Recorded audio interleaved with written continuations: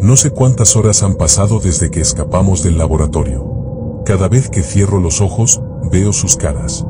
Los ojos brillando entre la oscuridad. Los cuerpos retorcidos. La puerta temblando por los golpes. Y esa alarma, aún la escucho en mis oídos. Si estás escuchando esto, te advierto, no te fíes de los lugares iluminados. Porque a veces, las luces, solo están ahí para atraer más sombras. Corrimos por los túneles del metro con las piernas entumecidas, los pulmones ardiendo. Niña jadeaba, con la lengua fuera, empapada en sudor y mugre. Lena tropezaba, se sujetaba de las paredes oxidadas, pero no se detenía. Yo iba detrás de ellas, con el bate en una mano y el miedo en la otra. El eco de los pasos perseguidores desapareció tras varios minutos, pero no la tensión. Cada crujido de tubería, cada gota de agua que caía desde el techo oxidado, sonaba como un disparo. Estábamos debajo de la ciudad, pero no estábamos solos. Y lo sabíamos. Después de un rato, vimos algo que parecía imposible, una luz. Verdadera. El parpadeo débil de una bombilla colgando en mitad de un pasillo. Nos acercamos con cautela. En la pared, una puerta metálica con un símbolo pintado a mano, una cruz tachada con una X. Lena susurró, refugio. Golpeamos con cuidado. Silencio. Golpeé de nuevo. Niña gruñó. Y entonces, una mirilla se abrió. Unos ojos viejos nos miraron. Una voz ronca habló, ¿están infectados? Lena negó con la cabeza. Venimos del B10-27. Sobrevivientes. Silencio. Luego, el sonido de cerrojos deslizándose. La puerta se abrió, y entramos. El lugar olía a sudor, metal quemado y miedo. Era un pasillo largo, iluminado con luces de emergencia y antorchas improvisadas. Gente armada nos observaba desde barricadas hechas con muebles y láminas oxidadas. Nos hicieron dejar nuestras armas. Niña no quiso separarse de mí. No la obligué. Un hombre se nos acercó. Alto, delgado, con barba descuidada y ojos hundidos. Su voz era tranquila, pero su mirada no. Bienvenidos a Redención. Aquí no hay gobierno. No hay leyes. Solo reglas. Asentí, sin hablar. Nos llevaron a una zona de descanso, donde otras personas dormían en el suelo. Había niños, ancianos, algunos heridos, pero todos compartían la misma mirada, la de los que han visto cosas que prefieren no recordar. Lena fue llevada a otro sector. Los de bata blanca, al laboratorio, dijeron.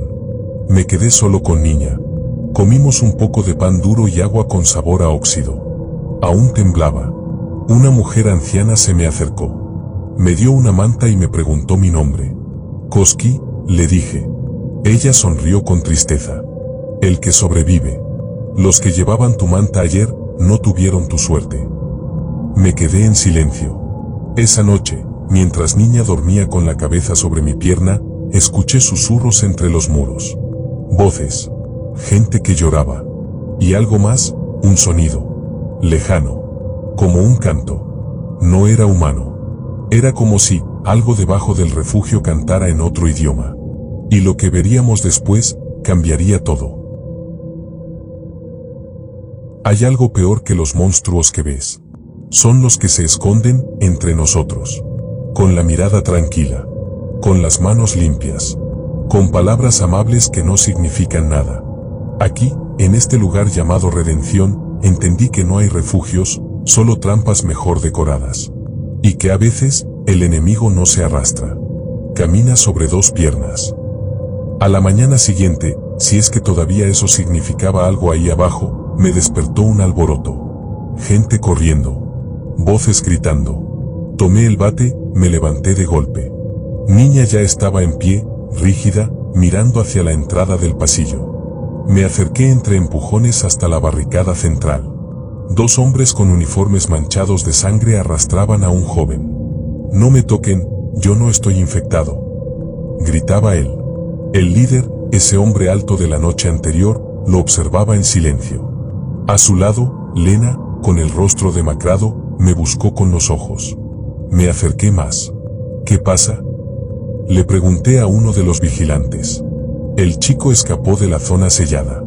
Dicen que escuchó voces y las siguió. Un escalofrío me recorrió el cuerpo. El líder alzó la mano y todo quedó en silencio. ¿Escuchaste el canto?, le preguntó con calma.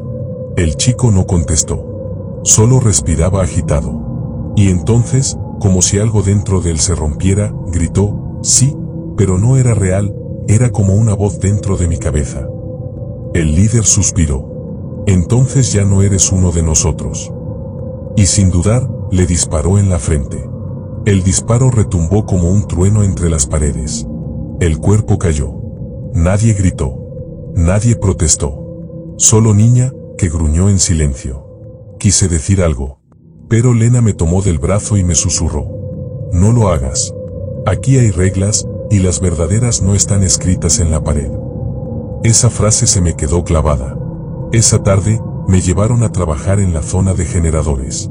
Un cuarto oscuro, lleno de motores viejos, cables chamuscados y olor a humo. Me dijeron que era una prueba, que cada nuevo debía contribuir. Pero lo sentí como otra cosa, como un castigo. Uno de los que estaba allí se llamaba Marcos. Cara pálida, ojeras profundas, piel con manchas. Parecía enfermo. Me habló sin mirarme. ¿Escuchaste el canto? Me paralicé. ¿Tú también? Él asintió. No todos lo oyen. Solo los que tienen algo roto por dentro. ¿Y qué pasa si lo escuchas? Te conviertes en algo que ellos no controlan. Por eso te desaparecen. O te ofrecen algo peor. Me dejó con esa frase flotando en el aire. Volví con Lena al terminar. Ella estaba limpiando instrumentos médicos.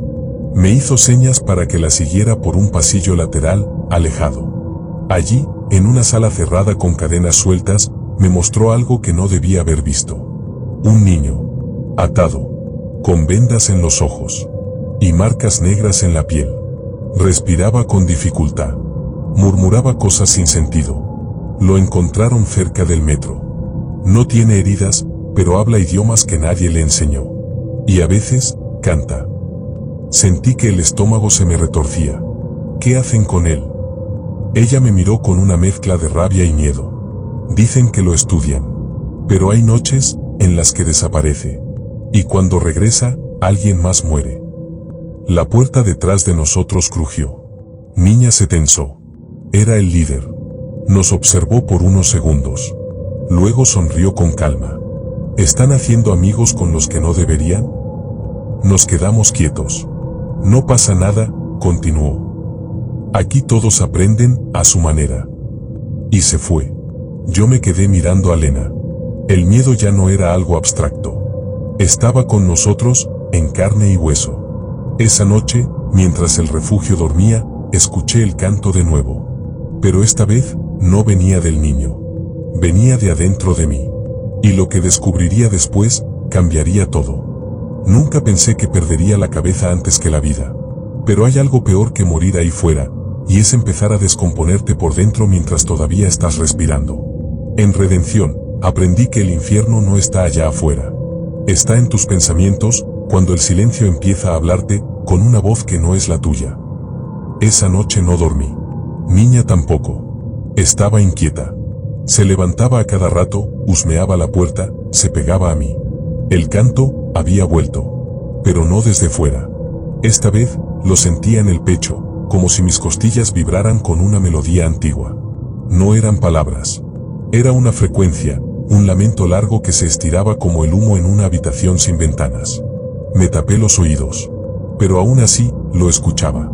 Me levanté a oscuras. Crucé el pasillo sin hacer ruido. Las antorchas estaban casi apagadas. Vi figuras durmiendo en el suelo. Un niño abrazando una mochila vacía. Un hombre murmurando entre sueños. Y entonces, lo vi. Un grupo de 3 personas caminando lentamente hacia una zona cerrada, en dirección contraria al sector médico. Los seguí a distancia. Entraron por una puerta trasera que yo no conocía. Me acerqué. Niña se detuvo, como si ya no quisiera seguir. La acaricié y susurré, quédate aquí. Pasé al otro lado, y entendí todo mal. Era una sala redonda.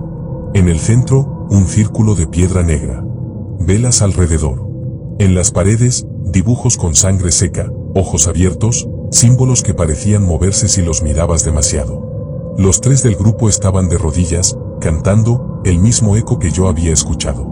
Uno de ellos giró la cabeza, y me vio. Me congelé. No deberías estar aquí, dijo, pero su voz no era humana. Intenté retroceder, pero la puerta se cerró sola. Las velas se apagaron, todas a la vez. Oscuridad total. El canto se detuvo. Y entonces, una cuarta voz se unió. La mía. Yo no quería cantar, pero mi garganta lo hacía sola. Mis labios se movían como si me estuvieran manejando. Quise gritar. Quise romperme los dientes. Pero no podía. Era como si algo me hubiera conectado a ese ritual invisible. Y en un segundo, todo se volvió blanco. Cuando abrí los ojos, estaba acostado en el suelo, empapado en sudor. La sala estaba vacía. Las velas, derretidas. Las marcas, borradas. Solo quedaba el círculo de piedra negra, humeando. Me levanté temblando. Niña apareció de la nada y me lamió la cara. Yo me aferré a ella como si fuera la única cosa real en el mundo. Volví al sector central. Nadie parecía notar que me había ido. Lena dormía. Los guardias no dijeron nada. Pero yo, no era el mismo. Me miré al espejo sucio de los baños. Y juro por todo lo que me queda, que por un segundo, vi otros ojos en mi reflejo. Ojos negros. Sin pupilas. Observándome desde dentro de mí. Y en mi nuca, un símbolo. Quemado. Como si me lo hubieran marcado durante la noche. Una espiral rodeada de dientes. Intenté rascarlo, arrancarlo. Pero no era pintura. Era parte de mi piel. Volví con Lena al amanecer. Le mostré la marca. Ella palideció. ¿Dónde estuviste? Se lo conté todo. El ritual. El canto. La sala. Las voces. El símbolo. Y en vez de gritar o decirme que estaba loco, ella lloró. Sabía que esto volvería, dijo, mirando al suelo. ¿Volver? ¿Qué cosa? Ella me miró a los ojos. El virus no vino de un experimento. Fue el experimento el que despertó lo que ya estaba aquí. Me aparté. ¿Qué estás diciendo? Estoy diciendo que esto no es una enfermedad. Es una infección espiritual. Que el virus solo es la puerta. Y tú acabas de cruzarla. El aire se volvió más frío. Niña empezó a gemir. Y entonces, desde el fondo del refugio, volvió a sonar el canto. Pero esta vez, todos empezaron a cantarlo. Y lo que haríamos después, cambiaría todo. Creí que habíamos encontrado un refugio. Creí que tal vez, podríamos descansar. Comer. Sobrevivir unos días más. Pero estaba equivocado. Redención no era un refugio. Era una jaula decorada. Y ahora sé que cada segundo que pasamos ahí, nos acercó más a la boca del abismo. Porque las reglas que crearon, no eran para protegernos. Eran para prepararnos. Para algo que ya había empezado. El canto se extendía como una enfermedad. No todos lo entonaban, pero todos lo sentían. Lo veías en sus ojos, vidriosos, ausentes, como si parte de ellos se hubiera ido sin que lo notaran. Lena y yo nos escondimos en una zona de almacenamiento, un cuarto lleno de estanterías, mantas húmedas y polvo. Niña no dejaba de dar vueltas. Estaba inquieta, más de lo habitual. Tenemos que salir de aquí, le dije. Es demasiado tarde, murmuró Lena. Ya estás marcado. Me quité la camisa y volví a mirar la espiral de dientes quemada en mi cuello. No dolía, pero palpitaba, como si respirara conmigo. Ella me explicó lo que sabía. El símbolo es un sello. Fue usado en antiguos cultos precolapso. Lo usaban para vincular al huésped con entidades. Nunca supimos si era algo mental, genético o espiritual. Pero tras los primeros experimentos, algunos soldados marcaron espontáneamente. Se pensó que era un efecto secundario. Pero todos ellos murieron. O algo peor. ¿Qué peor? Empezaron a hablar en lenguas que nadie les enseñó. A caminar durante la noche sin recordarlo. A matar sin saber por qué. Y una noche, uno de ellos desapareció frente a las cámaras. Se deshizo como humo. Desde entonces, nadie volvió a hablar del proyecto. Me quedé en silencio. El peso de cada palabra me oprimía el pecho. Niña se tensó. Gruñó. La puerta crujió. Apunté con el bate. Pero no era una criatura. Era Marcos, el enfermero del generador. Vengan conmigo. Ya, susurró. Los van a entregar esta noche. El líder sabe lo del símbolo. Nadie se marca sin que él lo autorice. Si lo hiciste por tu cuenta, eres una amenaza. ¿Y tú por qué nos ayudas? Pregunté. No estoy ayudando. Estoy reparando lo que debimos destruir hace años. Lo seguimos a través de pasadizos que no aparecían en los planos. Redención era mucho más grande de lo que parecía. Túneles sellados, cámaras olvidadas, zonas con puertas de acero cubiertas por símbolos grabados a mano. En una de ellas, nos detuvimos. Esto, dijo Marcos, es lo que queda del primer ritual. Aquí es donde empezó todo. Abrió la puerta. La habitación estaba vacía, salvo por una figura sentada en una silla metálica. Un niño. El mismo del sector médico. Pero no estaba atado. No tenía vendas. Y cuando nos vio, sonrió. ¿Cómo llegaste aquí? Pregunté. Marcos tragó saliva. Nunca lo sacaron de aquí. Entonces, ¿el otro? No había otro. El niño se levantó. Caminó lentamente hacia mí. Niña se puso delante, protegiéndome. Pero no gruñó. Solo lo miraba. El niño me tocó la mano. Y en ese momento, vi todo. Una ciudad en llamas. Un cielo negro. Hombres sin rostro. Y yo, caminando entre ellos. Como uno más. Volví en mí de golpe. Marcos me sostenía. Lena lloraba. El niño es el origen, dijo Marcos. No lo crearon. Lo encontraron. Y todo lo que pasó después, salió de él. ¿Y por qué no lo matan? Pregunté. Porque lo necesitan. Porque sin él, la infección no puede avanzar. Él es el catalizador. El primer vínculo. Y en ese instante, todas las alarmas de redención se activaron. Alguien nos había descubierto. Las luces parpadearon. Puertas sellándose. Gritos. Marcos sacó un control de su bolsillo. Voy a abrir una salida de mantenimiento. Pero una vez crucen, no miren atrás. Corrimos. El niño no nos siguió. Solo nos miró mientras nos íbamos, con una sonrisa que no era de este mundo. Entramos al túnel. Angosto. Húmedo. Oscuro. Niña iba adelante. Lena detrás de mí. Yo sentía el símbolo ardiendo en mi cuello como si se reactivara con cada paso. A lo lejos, se escuchaban pasos. Muchos. No nos estaban dejando escapar. Nos estaban guiando. Llegamos a una compuerta oxidada. Marcos la abrió con dificultad. Un haz de luz se coló desde arriba. El exterior. El mundo. La superficie. Subimos por la escalera. Respiré aire contaminado, pero era libre.